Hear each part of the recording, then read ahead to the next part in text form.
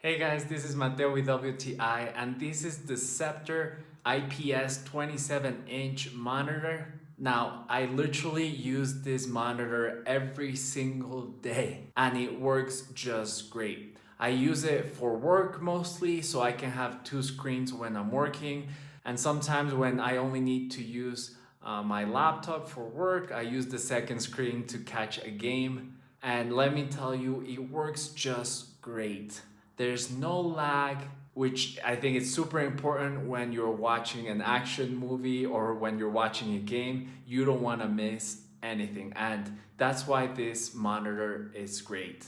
And I think that for the price, this is such a great monitor. I've had it for about 8 months now, and I use it every single day for at least 8 hours when I'm working, and I've never had any issue with it. I really like that it's a very slim monitor, and it's also very lightweight, so it's very easy to move around if you need to. So overall, I think this is an incredible monitor.